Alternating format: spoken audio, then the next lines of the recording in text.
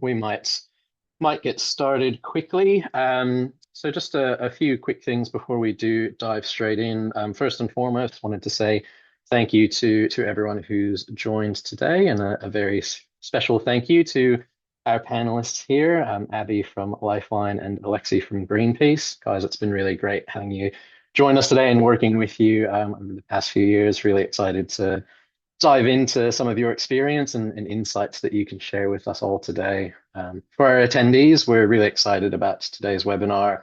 I'm sure a lot of you have come along to other sessions that we've run in the past and been able to provide some really great data points and insights at a pretty large scale with all of the different organizations that we have the pleasure of working with. But today is going to be great as we'll have the opportunity to look at things at much more of an organizational level. Thanks to Abi and Alexi joining us. Just a bit of housekeeping. So we'll do our best to make some time for Q&A at the end of the session. If you do have any questions, please use the Q&A box at the bottom of the Zoom call here and jot those down. We'll chat through a few of those, time permitting, once we finish up. And the most common question we get asked, we'll cover that one off right off the bat. We will be sharing a recording of the session today as well. So keep an eye out in your inbox for that in the next couple of days. So thank you again, guys, for joining us today. I think we might just dive straight in if that's all right. So first and foremost, Abu, we might throw over to you as a starting point, but would you be able to give us a bit of an overview just in terms of how traditional bequest fundraising kind of sits alongside online wills within your organization? Sure. So I've been working in with online wills for almost as long as I worked in the gifts and wills space. So that's for about 5.5 years now. So online wills have almost always been a part of my gifts and wills fundraising strategy. I think online wills provide opportunities that traditional bequest fundraising does not, and vice versa. So I view them as complementary. At Lifeline, we consider both traditional bequest fundraising and online wills to be key in building our gifts and will supporter pipeline. So when I think about traditional bequest fundraising, I think of those personal relationships with donors, often built through face-to-face meetings, phone calls, events, direct mail, where the goal is to cultivate long-term connections and relationships and inspire supporters to leave a gift in their will to Lifeline. Whereas online wills provide more of a digital approach, where supporters can write up their wills online, often in a matter of minutes. And oftentimes, the supporter doesn't have that existing relationship with the charity that they choose to leave a gift to. So yeah, I think both of those approaches are super important. So in terms of traditional bequest fundraising, at Lifeline, we do things like a biannual supporter survey where we ask people within our database if they would consider leaving a gift in their will to Lifeline or if they already have. We run events as well where we get our gifts and will supporters to attend. We try and get to know them better. I am a one-man team within my organization. So I don't have capacity to be on the phone all the time talking to people. So we run telemarketing campaigns where we call our existing confirmed gifts and wills supporters and thank them, try and reconfirm their gift, and try and move our inquirers and intenders up the pipeline or see if they need anything from us to, sort of make their decision. And then we also have plans to do direct mail where we'll, include a letter from someone who's already included a gift in their will to Lifeline and maybe some sort of response mechanism for them to inform us of whether or not they've left a gift in their will they'd be considering. And then for online wills, we run a lot of free online will campaigns where we send a series of emails to our inquirers and intenders and various other segments within our database, like our regular givers and our cash donors. And the offer is, to write a free will and obviously hopefully live a gift to Lifeline. We do print and digital advertising where the call to action is to write a free online will. And then we run paid media campaigns on Meta as well. So alongside our free online wills campaign or on its own, once again, promoting a free will. So yeah, I think both approaches have their place. Traditional bequest fundraising, I think, is key in cultivating those high value gifts and long-term relationships, while online wills provide a sort of more easy, scalable way to grow the number of bequest pledges. So I think it's ideal to use both. And I think online wills can be used to bring in new gifts and will supporters, while traditional bequest fundraising can help to sort of deepen those relationships with those people that, online wills bring in. Yeah, great. There's a lot of different initiatives there for a one-man band, as you put it. So a few hats you have to juggle there, I'm sure. Alexi, in terms of from your end, I imagine probably similar sort of initiatives that you guys run. Happy to hear about anything unique or different that Greenpeace is doing in that space as well. But would love to hear from you just in terms of when it comes to traditional bequest fundraising and online wills, do you kind of view them as two distinct different approaches, or do you kind of view it more as two halves to one whole when it comes to the initiatives that you're doing? Well, thank you. Great question. At Greenpeace, we definitely see them as two halves to a whole. And similar to Abby, we've been doing about online wills for about 6 years here, and they really don't replace traditional gift and wills fundraising, right? For me, they enhance it, they modernize it. It's become now an essential part of our broader digital strategy, right? So we have social media campaigns, targeted emails, dedicated optimized landing page, and online wills just sit really nicely there to have this digital product that we can offer. But for me, the most important is the idea, which I think was coined by Stephen George, which is the perpetual state of consideration, because a lot of people are like, oh, are online wheels real? Are they going to come through? Like, I don't really care because a lot of supporters are going to sit in that space for years, right? They left a gift already, an online will. It means they believe in our cause, they intend to act, but maybe the moment never felt quite right for them. With online will, I'm helping them to convert their intention into actual action because we're offering this very low barrier, values aligned opportunity for them to take that final step. So you have to remember the main reason people don't have a will is because of procrastination. And I'm always trying to tackle that barrier and by giving them a very easy way to do it. So rather than distinct, we really see online and traditional gift and wills fundraising as complementary, right? They cater to different moment, different mindset, and different people as well. Yeah, great. We were actually just talking about that here today, how online wills kind of give you guys as fundraisers a really great mechanism to kind of give your supporters the opportunity to kind of close that circle, as it were, which for some of the other forms of fundraising has been a lot easier. There's a donate now button or a sign up for regular giving, but having the opportunity to kind of give them that opportunity for completion. Yeah, I really like the way that you're thinking about that, and definitely aligns with a lot of what we see, across the board as well. Alexa, you kind of touched on this, but just building on that. So, I mean, online wills are fairly new in Australia still. You touched a bit on your experience in terms of kind of integrating that into some of the fundraising that you're doing. But have there been any specific challenges in doing that, or any key learnings that you'd be happy to share with the group today? Definitely, more than their fair share. Like everything you try, and that's new, right? But I guess the biggest key learning for me is really the ability to connect with our pledges. Because one of the most significant benefit of online wills for me is the notification that we get with people most likely they're not sharing the details with us, because it allows us now to know when someone included this in their will, whereas before that, historically, often you don't know about it or you know about it too late when the person's already passed away. And so this means that I'm going to be able to welcome and steward a lot more pledges than I used to. So that's a very good thing for me. Also, because they're seamlessly integrated into our onboarding and stewardship journey, rather just part of our normal gift and wills program once they become a pledger. We see people that continuing to engage with Greenpeace through other ways after they leave that gift because I add them onto Salesforce, they're picked up by the other journey. So a key learning is that first point of contact is just the beginning of their journey with the organization as well. So yay, great for us. I guess the biggest challenge was internal buy-in. I'm guessing maybe some of you are going through the same thing. It's not buy-in necessarily for Greenpeace. It's more the risk, because Greenpeace is an organization that never allies themselves or never take any money from any corporation and never sort of say, yes, you should work with these people because we have no forever allies or forever enemies. So I had to do a lot of work internally to show them that there was no risk associated with working with Gathered here. And it was really this amazing service we provided for our supporters. So that was our biggest challenge. And just maybe a couple of more key learning that really online was really amplify my program. They help with reach, with visibility, with people that wouldn't see my message usually, with new channels. And also, the most important takeaway for me is digital first supporters, right? So people who are mostly online behave just very differently. And online wills is how we're going to meet them, right? It's usually a bit younger audience, more tech savvy. They're less responsive to traditional channels, but they're highly engaged with digital communication. So there's actually a research from Legacy Foresight and McCrindle's Future of Giving that says that 65% of Gen X and millennials prefer digital channels for their admin, right?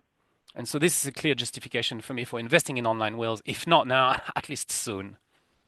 Yeah, definitely. I mean, I think more and more we're turning online. It's almost the expectation for a lot of people these days to be able to handle a lot of those, more life admin pieces in an online place. I'm certainly guilty of that myself. So always defer to the website or the app if there's an option there.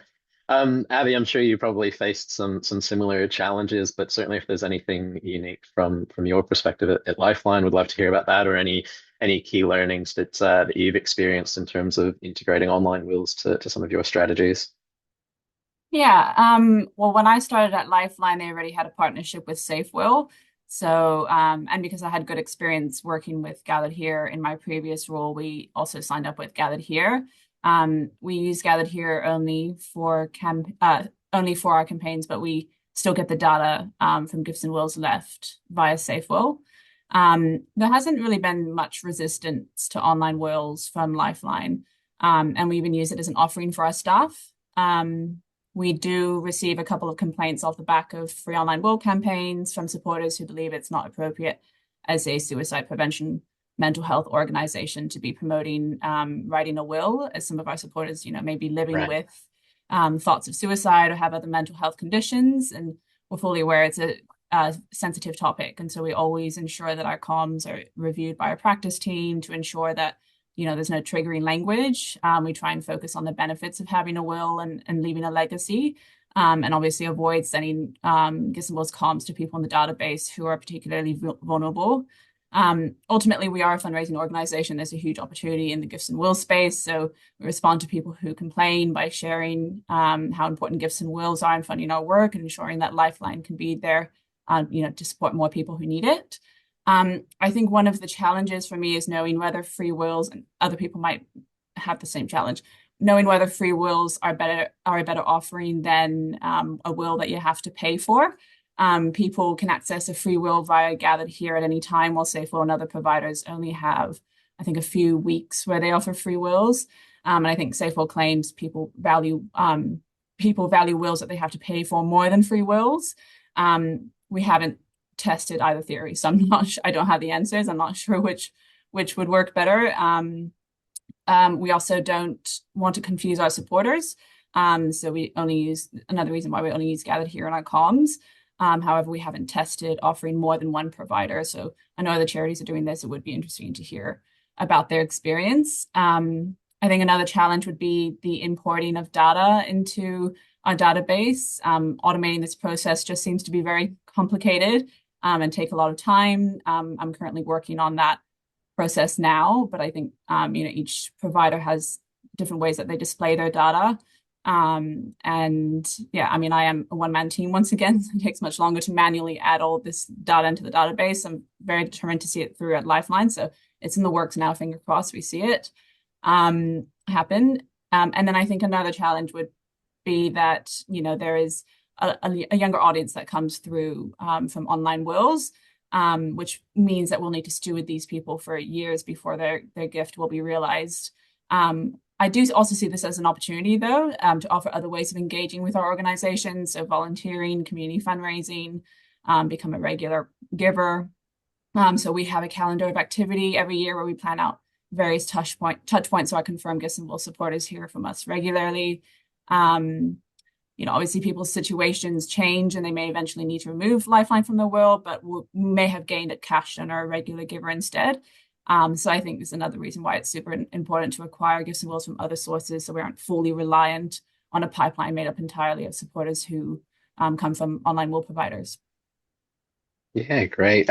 One thing you mentioned there, and you might not have a kind of immediate thought or answer to it, but just in terms of some of the challenges relating to some of the complaints that you might have received about online wills, do you find that there's any difference in terms of kind of the perception from some of those people of online wills versus traditional wills, or Is it kind of broadly across the board, given the nature of the work that Lifeline does, that people might not like the gifts and wills messaging, or is there any kind of unique difference with online versus traditional in that regard?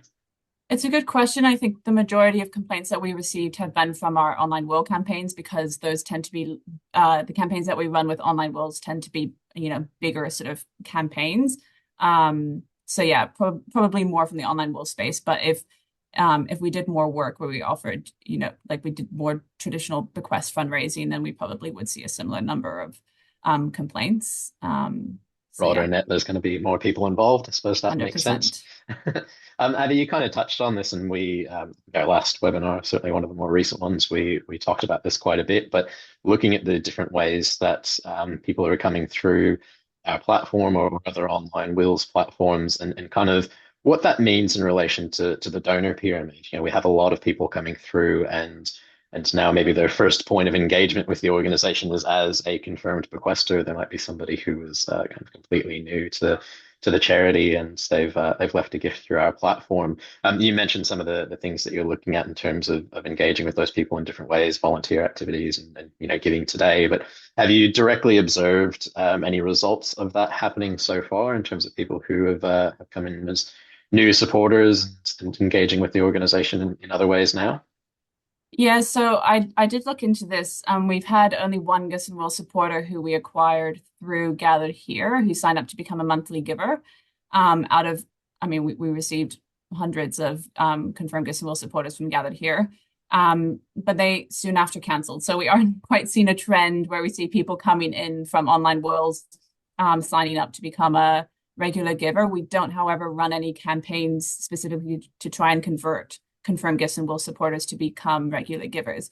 So I would be really interested to find out if there are charities who are doing this sort of work, and it has sort of prompted me to think about potentially doing something like this in the future. I think it's great if it's happening in other charities. And I think that, leaving a gift in will really demonstrates a supporter's commitment to a charity. So there's a high chance that they'd consider giving in other ways.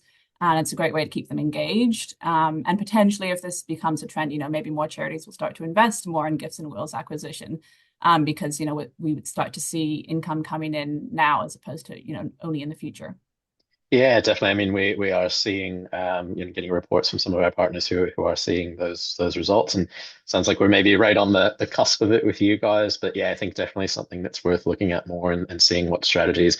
Again, it's kind of a backwards down the traditional donor pyramid way of thinking about things. So yeah, something that might be worth exploring as time goes on. Alexi, do you have any experience? Have you guys seen this with any of your supporters at Greenpeace in terms of new Gathered Here confirmed bequesters coming into Greenpeace and then getting involved in different ways? Mm. It's a great question and a really important topic. I'm very passionate about this one because the added value of anything you do in fundraising is free money for someone else. It's like an investment you don't need in a program. And piggybacking is key to working at a charity, right? If someone's doing something and you can just jump on top. So I've always thought, look, these people are coming into Salesforce. They have never really received emails from Greenpeace. Most of them were not Greenpeace supporters. Great. They're going to go into all the journeys and slowly be converted. And I've seen it with a couple of people, not en masse yet, but what I've certainly seen is people engagement deepening, right? So I'm just going back to my note on this one. It's there's a shift. I can see the shift. The old pyramid in my mind is flattening, right? It's like people are not moving up a linear path. They're moving in and out. They're jumping levels based on their values and the moments. So what we are doing, so we have a gift in will mentioned in the RG welcome journey, right? When you sign up for an RG, it's welcome, and then have you thought about gift in will? Now I'm going to do the other way around. So like the gift in will welcome journey will be like, hey, have you thought about that RG before? Because the data is really strong behind that, and I believe data as a scientist. So I think it's a gift and will benchmarking report 2022 for more strategic and the FIA, which shows that when you make a legacy ask, it increases their regular giving. And then when you talk to people about legacy, it also means their regular giving retention increases, right? So we want to sort of like turn that around. But why I know it works, and for me, it just makes sense, right? It's because leaving a gift in your will is the most personal and the most value-driven decision you can make, right? It's an act of trust. It's a long-term commitment. it's a big thing. And so when someone makes that decision, it really signals the deep alignment with your values and alignment with your mission. So it's then a gateway to deeper connection. It's not the final step, right? There's a bigger emotional and cognitive leap and barrier to leaving a gift in your will than to setting up a regular gift. So once someone is already touching on the mortality, their own legacy, and their identity, they've crossed that psychological barrier, then they are ready for a regular gift for sure, because they're highly engaged, they're invested, and a monthly giving is way less of a commitment than a regular gift, if that makes sense. So in truth, I think gifting will is the ultimate value signal, right? And if you recognize that, you can really open up a lot of opportunities for deeper engagement down the line. I hope that makes sense. Yeah, definitely. And I really like what you said about the flattening of the donor pyramid. I quite often talk about it as we're moving almost away from the donor pyramid and into a donor pool. And you kind of have these different diving boards where people are entering the mix. And then you've got all of your different initiatives and fundraising opportunities there with them. And it's been really interesting to see some of the different ways that some of our partners have really kind of adapted that and then worked it into their strategies. And considering that people are diving into this pool as confirmed bequesters first, and then kind of looking at some of those other ways to engage with them. So hopefully we continue to see that develop probably across the board, because I think, as you said, Alexi, it's kind of they're making almost the biggest commitment first, and kind of winding that back then and looking at other ways to engage with them. I think there's probably some really exciting opportunities there as well. Not to mention how much more powerful I think that bequest becomes, when it's not just another number in a spreadsheet, it's actually a person that you're engaging with and finding, different ways and different meaningful conversations and opportunities to work with them. So that's great to hear. Look, we've touched a little bit on this, but obviously a huge part of online wills is just the tracking and the data, the analysis side of things, and it's one of the big things that really drew me to join Gathered Here way back when I first jumped on board. Just having seen some of the challenges, for want of a better phrase, in the gifts and will space, when you kind of have these really important conversations that you're having and relationships that you're building that are a bit more difficult to kind of measure when we compare to some of the other forms of fundraising.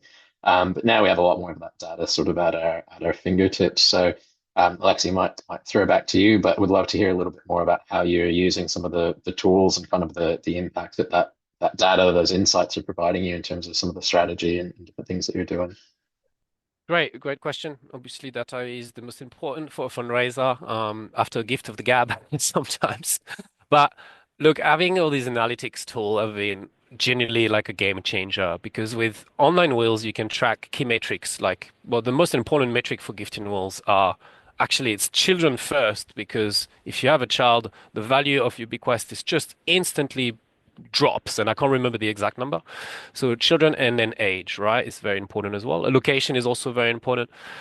We know all that for not everyone, but for quite a lot of people, because there's this very clever opt-out way of not showing you details. So it's opted in by default, right? Absolutely great. And say last year we got about 220 online wills written through Gathered Here and maybe other providers as well, and would have maybe about 50% with details. That's a lot. 100 new pledges to steward, right? So this level of visibility didn't really exist with traditional wills. And if it did, it requires a lot of effort to acquire. So I'm doing that with our telemarketing campaign that we're using an external agency to do. I am spending a lot of money asking on the phone or trying to figure out people's date of birth, people's marital status, people's children's status. It's very difficult and time consuming and expensive. Whereas now we just have real-time data. It just tells us all the things we need. So I use that all the time for segmenting, I'm a bit like Abi. I was a one-man team for 6 years. Now I'm a two-man team. Yay! I've got a coordinator, which is great. I have about almost 2,000 confirmed pledges, right? I'm one person. Who am I going to steward? Who am I going to go have lunch with? Who am I going to go get a coffee with, right? Having their age, their location, and all that things means I can segment them way better. So I use that for VIP identifications a lot. And I'll leave Abby talk about the rest, because I know she does really cool stuff with the data. Yeah, well, Abby, we'll pass over to you. I mean, you touched on some of I guess, the challenges that can come with the data in terms of having to update different things, which is obviously a hurdle to overcome. But yeah, I would love to hear a bit more in terms of just the impact that kind of insight and analytics has had for you. Yeah. I love and gathered here that you can create campaign links. I use them in our emails as part of our free online wills campaign, and I'll create a different campaign link for each wave and for each segment so you can track which performed best, which helps us decide, which audiences to target next time. So if you were to look at the dashboard on our end, there would probably be hundreds of campaign links. So that's probably my I favorite I part. think you might be a record holder on that, Yeah. which is great to see. I love it. I think that's so cool to see the different ways that you're using it and integrating that in. Sorry, didn't mean to cut you off. No, it's fine. And then we use them also in our print and digital advertising as well. So that kind of tells us, which publications are working and which aren't, and can kind of help us decide which to invest in, the next time around. I love that the dashboard shows us what type of gift someone leaves, as well as the percentage, if it's a residuary gift, and the amount if it's a pecuniary gift. So this is information that you don't normally receive if someone were to just tell you that they've left in a gift in their will, and Alexis already said he could spend hours on the phone trying to get this sort of information, and on which is what you do before. But now that we have that information with online wills, it's great. And it helps also with our forecasting. We also get information like date of birth, which Alexis already touched on, and I know that's data that's really difficult to acquire. So I'd like to start using that information a bit more, like start sending birthday cards or emails or things like that to our confirmed gifts and war supporters. But yeah, it's great. Yeah, I'd love to hear it. I think the data is, yeah, really helpful. And as well, I mean, both of you guys have mentioned it, that kind of traditional methodology and approach to it, it can be really time consuming to get the same level of data, which as small teams, obviously you really have to factor that into things. I might just open this up to both of you because I'm not sure what your kind of experience will be with this, but we've talked a little bit about how you can sort of use the Gathered Here platform as more of a passive revenue stream in terms of kind of generating new confirmed bequesters coming through from some of the advertising opportunities on our platform. And traditionally, obviously that can be quite time consuming again, which again with a small team is a huge consideration. But we've certainly seen some great results in terms of that really cutting down some of that time and getting some quick wins for some of our partners. So I guess the question here would be in terms of that side of things of more of the new confirmed bequester generation through other parts of Gathered Here as opposed to campaigns that you're running specifically. Do you have any specific sort of thoughts, or are there specific different strategies that you guys have in place for those kind of outside bequests coming through as opposed to those that are coming from campaigns that you're running specifically? Hmm. I can talk about this if you want, because I think Greenpeace is quite uniquely positioned in that one, as we have a very big brand recognition, which is this international brand, right? And as I said before, I love piggybacking. And so quite early on, 6 years ago, I realized that during an included charity week, when every charity is sending out emails about making online wills, etc., we saw a massive spike in people leaving gifts and wills to Greenpeace, whether I send an email or not during that week. So then I realized, well, maybe I'll wait for everyone to send their email and send mine later on to catch the stragglers. But it turns out it's been quite a successful strategy, really, because I've been like a one-person team, really have no time to do anything. And when, capacity is very limited, online wills mean I can still be there, present, visible, capturing the attention of our supporters. I'm still getting the data. Maybe I don't have time to enter it on Salesforce, but I still have it, right?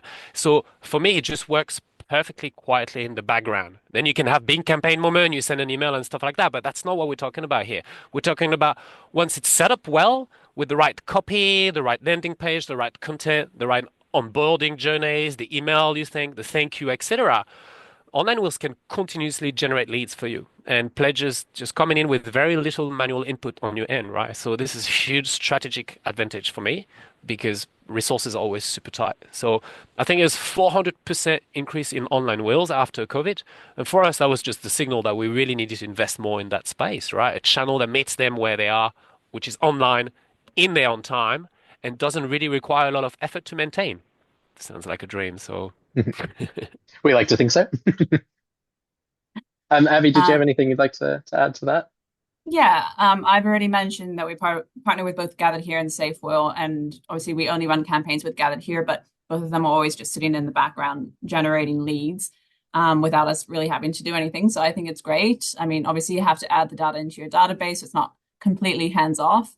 And you probably want to set up some automated email journeys like we have at Lifeline. So your supporters hear from you right away before they start to receive, invitations to events or appeals or community fundraising emails.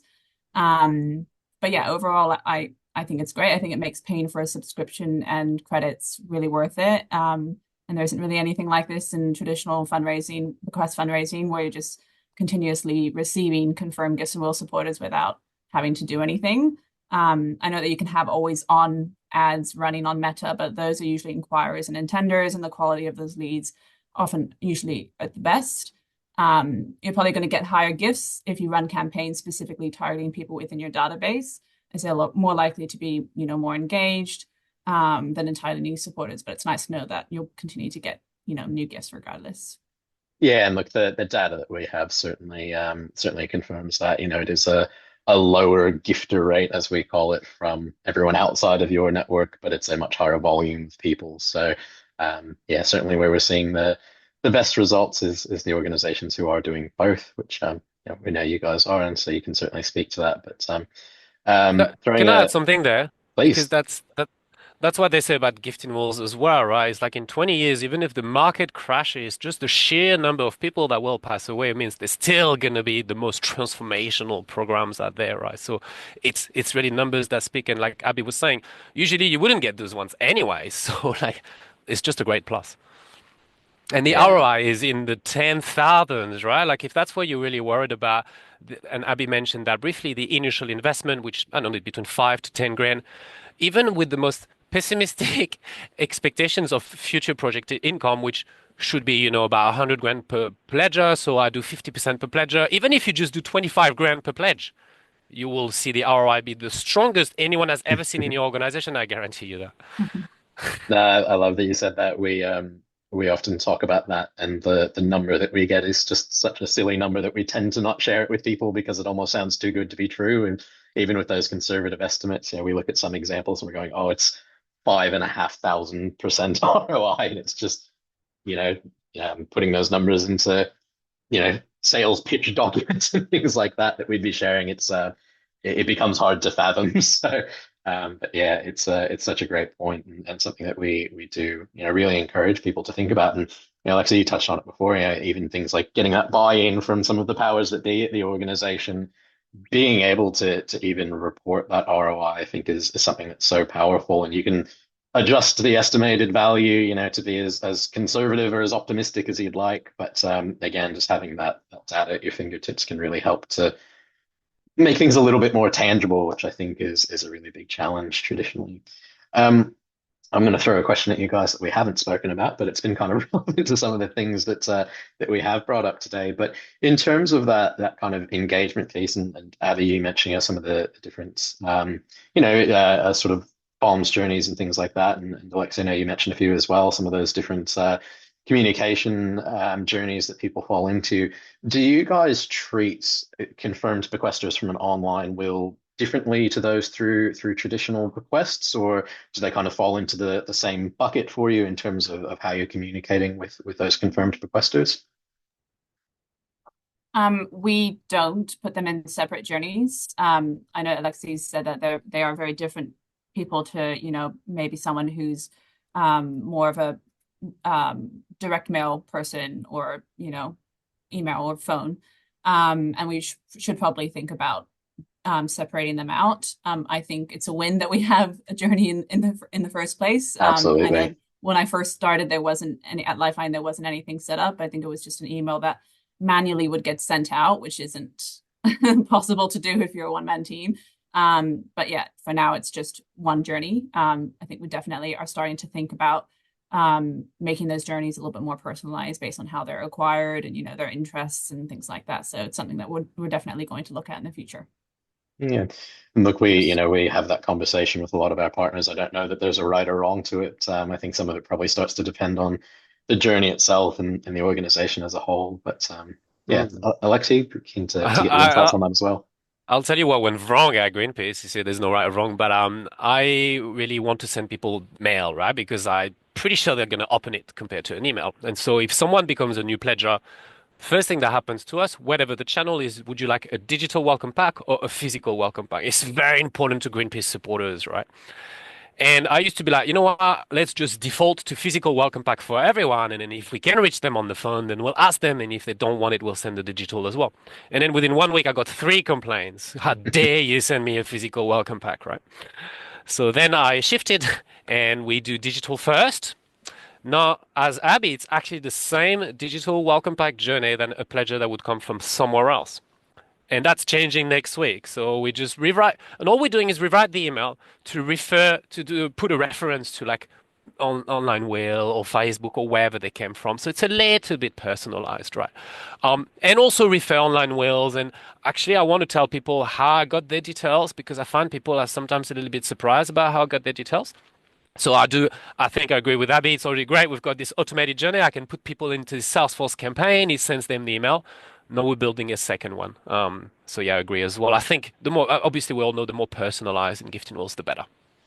Definitely. It's interesting that you got some negative feedback on the physical packs there, but I suppose it goes back to something we were talking about before where an online platform is probably attracting people who are preferring an online solution. And again, definitely something I'm guilty of. I try to keep no paper on my desk. I like to keep things digital and try to reduce that. So interesting that you experienced that, but hopefully not too hard of a pivot for you to move it to a digital strategy. It might save some budget on the mail out costs as well, hopefully.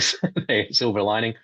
So looking ahead in sort of the next 12 months or so, would love to get some insights from you guys in relation to what you have planned, both in terms of traditional bequest fundraising and online wills, if you see those two as kind of further merging into one sort of broad bequest strategy, or if you kind of envision more of a split between the traditional and online.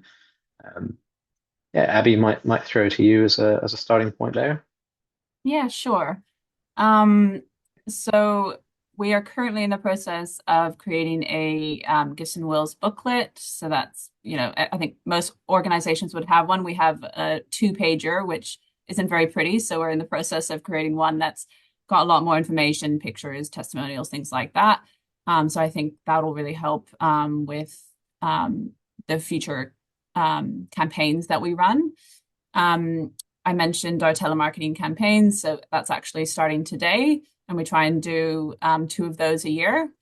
We're looking at sending a direct mail conversion piece out in the next financial year. So yeah, that'll just be a pack that we send out to our warm donors within our database and try and convert them to leave a gift in their will, or if they already have, great. We run events I already mentioned, so in Sydney, Melbourne, and Brisbane every year. So we'll be inviting our Gifts and Will supporters to the next one, which is, I think, in July in Brisbane. So we invite Gifts and Will supporters, but also regular givers, community fundraisers, corporate partners, major donors. It just saves a lot of money as opposed to doing separate events for different types of donors. And our CEO usually comes and speaks at that, and the chair of the board as well. And sometimes we'll have a help seeker come in and speak about their experience, speaking to Lifeline, or we'll have one of our volunteer crisis supporters come and speak about their experience on the phones. And then we have print advertising running in a couple of publications that target a 50 plus audience. And that is an offer to write a free online will with Gathered Here. We have a biannual supporter survey coming up, so that's in September, and that's one of our biggest acquisition tools for gifts and wills outside of online wills. Yeah, and then obviously included Charity Week is in September. We actually can't run any big campaigns during that time because it's World Suicide Prevention Day around the same time. But we do meta ads and we do some print and digital advertising. But yeah, that's probably the bulk of what we have planned. Yeah, great. And Alexei, how about you guys? Yes. We have a few things planned as well. This is quite an exciting year for Greenpeace, especially gifting walls at Greenpeace, because the Rainbow Warrior is coming twice in Australia for two anniversaries, and anniversaries are the best opportunities for gifting walls program. 40 years of the bombing of the Rainbow Warrior in Auckland. I'm going there, running a live feed commemoration ceremony with our supporters, not just in Australia, but I'm doing it for all the other offices of Greenpeace around the world as well, UK, Canada, if the time frame works for them. We're doing that. We're doing events in Cairns as the Rainbow Warrior is going to come to refuel and supply before going to Lord Howe Rise to protest against deep sea mining and longline fishing, which you should hate, by the way. um, so that's more traditional. We have a huge conversion telemarketing campaign. We run a campaign every year with telemarketing, conversion 1 year, acquisition the next year, conversion the 1 year. We've been doing it for 7 years now. It's the biggest part of my budget yearly. More stewardship event, one-on-one visits, coffees, etc. And I want to run a big event here at our office, which is called the Rainbow Warrior House, with the exclusive preview of David Attenborough new documentary that's released on his 99th birthday or something. And we have a connection with him and his production company, so we can show the doco beforehand. And I'm going to unveil new names on our commemoration statue sculpture that's at the office with the name of all our deceased pledges. So it's a big event. Still a work in progress on that one.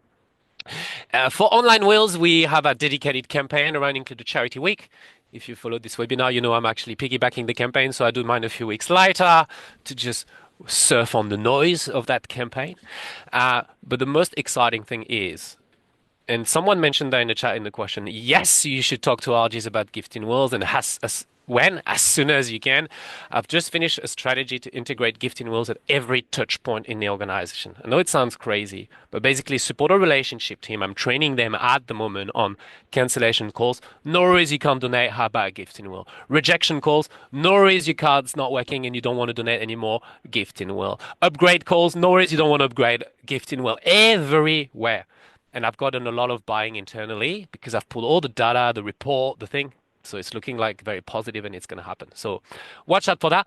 But now what I'm going to do is throw them back and in my gifting will welcome journey, talk about RGs, talk about donations, etc. So it's fully integrated in both ways. I'm really excited about this. Yeah, that's pretty much all we're doing. That's Probably all, more. just a few things. No, that sounds great. Yeah, it definitely sounds like you both have a fair bit on to be juggling, which is that's all part of the territory, I suppose. Last sort of question here before we jump into some of the Q&A. So look, I dare say, I mean, we're up to about 144 people joining us on the call today. Probably safe to assume that some of those people haven't integrated online wills yet into their strategy. Any advice to those people? Alexi, might start with you. Muted, so that would be better. My advice is don't wait. You're already missing out on gifts, lots of them. People could include you in the will, but they can't because you're not even on that website. So just get in there. Procrastination is the number one reason people don't make a will. So you want to overcome that barrier. The easiest, best way to do it is with an online free will offering. So, start small, but iterate as you go, learn. It doesn't matter, just start. That's my tip. Abby, any other advice you'd like to add on to that for anyone who might not be integrating online wills into their strategy at this stage? Yeah, I'd say if you have the budget, go for it. I think online wills, we've already said, in the future they're going to become more and more common. So I think you'd be missing out if you decided against it. It doesn't need to take over your entire Gifts and Wills program, but it can be nicely incorporated. And if you're unsure about how your audience will respond, you can always test going out to a smaller audience for a campaign, see how it goes. You don't even need to run a campaign, but you'll be able to access, the contact details of people who are choosing to leave a gift to your charity, which will allow you to steward and build relationships with them, which is great. You'll definitely need a stewardship plan in place. So definitely think of that. But yeah, I say go for it. Great. No, well, look, thanks, guys. We've got a few questions here, so we'll try to get through as many of these as we can. We've got two that are kind of similar, and they're both about this funny group of people that we create that you probably see with other online platforms as well, of those sort of confirmed anonymous bequesters. So one question is, how do you process these anonymous gifts in terms of your data? And the other, just in terms of whether or not you actually count them in your pipeline when it comes to your reporting for those anonymous gifts. I can start. That one is an interesting question. We currently do not add these people in our database, but it's not because we don't want to. It's because we haven't figured out how to do it yet. So basically, I'm in the process of building out an automation system which will allow us to import the data rather than manually importing it into our database. And we, as part of that, we will be importing our anonymous confirmed gifts and will supporters as well. And we'll be sort of, if it's a gathered here supporter, it will be something like gathered here, gifts and will supporter 1, 2, 3, 4. And then obviously we have the supporter ID that gathered here or safe or whatever provides. So we'll be able to distinguish who they are. Well, not who, but how they're different from each other. What was the other part of the question? So yeah, I think you've covered both. So it was really just about how do you process those gifts in your data and whether or not you actually include them in your pipeline. So Yeah. yeah. Alexi, any thoughts on that? It's such a good question that I hadn't even thought about it before in such a deep way because I'm like, can't do it, not doing it, focusing on the ones I have control over, right? I think Abby and I might be in a similar city. There are a lot coming in, right? And so let's say March, maybe I got 60 free wills, right? And 30 I have the details of. I'm only focusing on those ones because I can call them and I'm going to do all the things. Now, this conversation just made me message my coordinator who's on this chat. Jess, hi to you. Should we enter them on Salesforce and how? Now, we have a very bad hygiene overall at Greenpeace on Salesforce, right? Duplicates all over the place. It is horrible because we're a petition-based organization, right? So people just sign petition, go on Salesforce for the 6th time this year under a different email address, right? So I don't know. It's hard. Data hygiene is super important, but it's also quite difficult and time consuming. So I need actually support from my tech team and all that with that one. But we'll do it. And next time I'll let you know how it goes. Great. We've got a few more questions piling in here, so we'll go from the top. Alexa, I think you kind of touched on this already, but I'll read the question out. So, would you do the reverse and ask your regular givers to leave a gift in will? Yeah, So, absolutely. And the research is like, do you wait or do you do it on the call? On the call. Thank you so much for that regular gift. You're an amazing person. Just want to mention a lot of our supporters who love giving regular gifts also love leaving a gift in the world. Would you like more information about it? That is it. Why? Because you surf that excitement. They just say yes, they're excited. You just ride that. Abby, any thoughts on that you'd like to add in? I think that's very smart and that we should start doing that too. But in a lot of our telemarketing campaigns, free online wills campaigns, every time we'll target our regular givers. So yes, definitely ask them. Great. Next one here. Abby, could you expand on how you promoted gifts and wills to your staff? What was the key messaging and any take up? Yeah, so I've done it a few times. So we do it for our free online wills campaign. So it's just a little message on our staff teams with a link, which once again is tracked. So that you can see how many actually come through from staff. And then include a charity as well, include a charity week. That's another time. It's just a simple Teams message on our Teams social media or whatever it is, with a link. And sometimes I'll in the comments include a testimonial from someone who's already left a gift in there. Well, we have a staff member who has left a gift through Gathered Here. I think it was as a result of last year's Include Charity Week Teams post. And we've actually used her story in our print advertising as well, and have shared that with staff. So it's great. Yeah, we see a lot of our partners doing that. Different kind of promotions to staff and volunteers is kind of I think the next step off of that we see a lot of people do. But I know we have a few partners that we work with where the kind of free will offering almost is kind of even part of the new employee sign up. It's kind of, who's your super fund? Do you need a will? You can get one for free as kind of an employee benefit. So obviously very different messaging there, but Yeah, it's interesting to see. Alexei, anything you'd like to add to that in terms of staff campaigns? No, that's great. I 7 years ago I did a one-on-one with each staff member, 10, 15 minutes, booked in their calendars secretly, be like, I just want to meet you and who you are. And then obviously halfway through I'm like, do you have a will and why not? And have you ever thought about writing one? Staff are your best prospect and you'll be your best ally. You will need allies to do this very well because we are usually a bit solo. So yeah, definitely pitch them in. Particularly when you start talking about some of the piggybacking work that you're doing, it's a lot easier when you've got buy-in from the rest of the team to make that happen. So, another one for you, Abby. Alexa, you probably have thoughts on this as well, though. But are you using a supplier for telemarketing campaigns? Who are you calling, and for what reason? Yeah, so absolutely. We're using a telemarketing campaign. Telemarketing agency. I would not be able to call all these people by myself. So we use Clever Contacts. I can't recommend them enough for Gifts and Wills calling. Their team is just great. Obviously, you have access to recordings, so you're able to listen and give them feedback if you'd like. We call our existing confirmed Gifts and Wills supporters to thank them and re-qualify their gift. So every year or so, we do this twice a year actually. It's just got it updates within the database, so we're able to know who is still an existing confirmed Gifts and Will supporter, and then we call our existing intenders and inquirers to try and move them up the pipeline to become a confirmed Gifts and Will supporter and ask, is there anything that's keeping you from making the decision? And if there is there anything that we can do to help? And obviously that's where the free online will offer could come into play very nicely. Was there another part to that question? I've closed it already, sorry.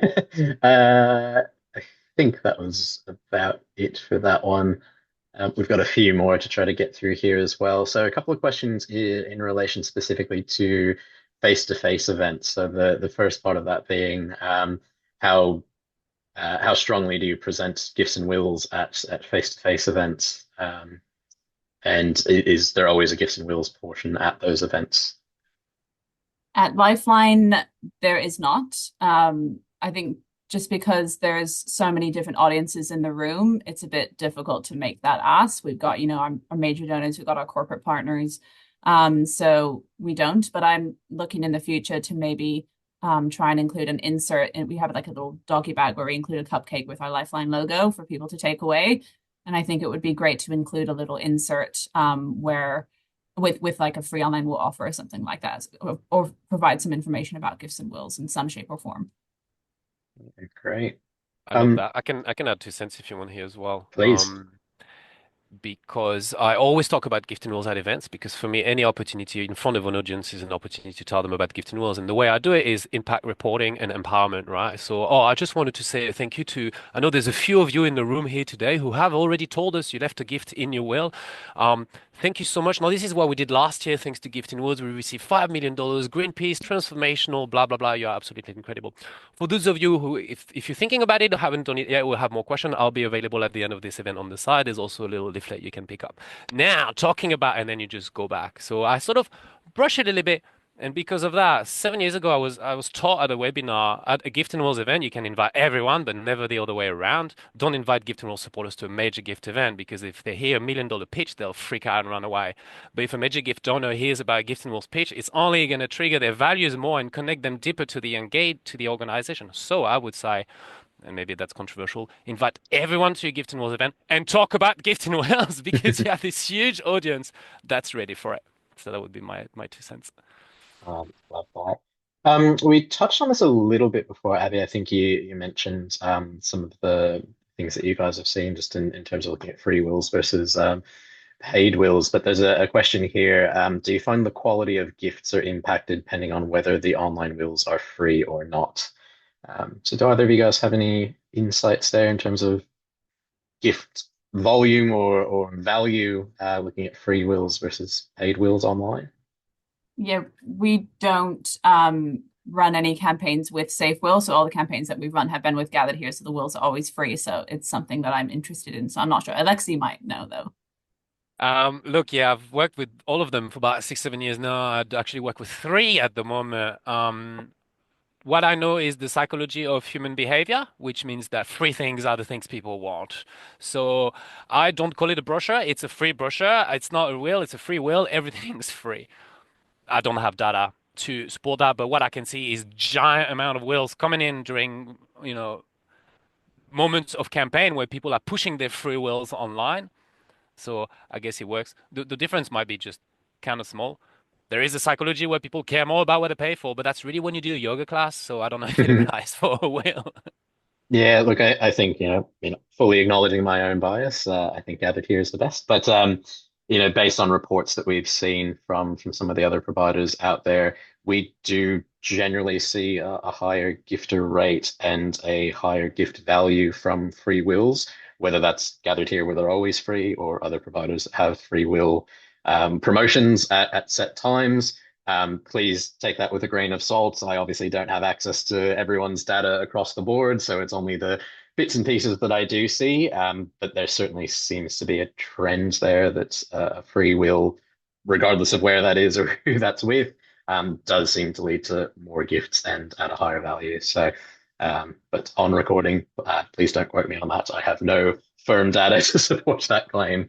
Can I add Um, something to that? Just Please. something also I was taught a while ago was having a gift and wills program is actually you can th see it reversed. We are we exist to give the opportunity to our supporters to leave the ultimate gift, the most meaningful gift, right? And if you say, hey, is this free thing you can do? Like to do that is such a nice thing, removes the barriers, right? So like, hi, you can make a will, you sort of got to pay for it. I don't know, it's just for there's a different taste to it. Yeah. Definitely. I've got one more here, and please, guys, feel free to pass this one if you'd like. But I have a question here. If you would be willing to share your approximate annual bequest budget expenditure, please. So I'll throw that over to you guys if you know it and or are happy to share I it. can do that easily if you want. My expenses is 250 grand a year. 100 grand of that goes to telemarketing. Yeah, ours is very similar. Our expenditure is between 250 and 300K a year.